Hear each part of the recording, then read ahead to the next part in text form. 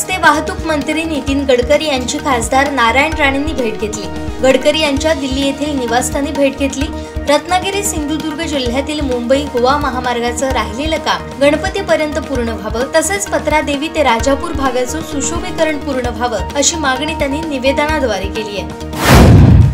शाळेच्या आवारात गाडी पार्किंगवरून विचारणा केल्यानं एकाला रस्ता अडवून मारहाण केल्याचा प्रकार शहरात घडला। फिर्यादीच्या तक्रारीनुसार शहरातील 2 युवकांविरोधात पोलीस ठाण्यात गुन्हा दाखल करण्यात आलाय। शाळेच्या आवारात झालेल्या बाचाबाचीनंतर हा प्रकार घडलाय। फिर्यादी घडलेल्या प्रकाराबाबत पोलीस ठाण्यात माहिती देण्यासाठी येत असताना 2 युवकांनी वाट अडवीत धक्काबुक्की केली। त्यात फिर्यादीच्या डोळ्याला, डाव्या पायाच्या गुडघ्यावर, अंगठ्यावर दुखापत झाली आहे, तर फिर्यादीनं गळ्यातील सोन्याची चेन गहाळ झाली अशी तक्रार दिली आहे।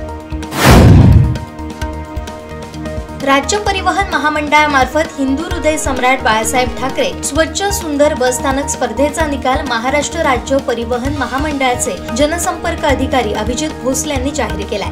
या स्पर्धेत मुंबई प्रदेश झोन विभागातून वेंगुर्ले बस स्थानकानं 72 गुणांसह प्रथम क्रमांक पटकावलाय। यासाठी वेंगुर्ले आगार 5 लाख रुपयांच्या बक्षिसास पात्र ठरले।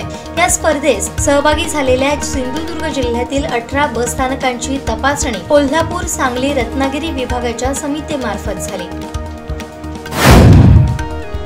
सिंधुदुर्ग जिल्ह्यात मुसळधार पाऊस सुरू असून वेंगुर्ल्याला पावसानं अक्षरशः झोडपून काढलं होतं। त्यामुळे या भागातील कित्येक एकर शेती पाण्याखाली गेली आहे। याशिवाय जिल्ह्याच्या उर्वरित भागात देखील मुसळधार पाऊस झालाय। जोरदार पावसामुळे नद्या दुथडी भरून वाहत आहेत। दरम्यान रखडलेल्या भातरोप लागवडीला वेग आलाय। हवामान विभागानं पुढील 3 दिवस ऑरेंज अलर्ट तर 1 जुलैला रेड अलर्ट जारी केलाय।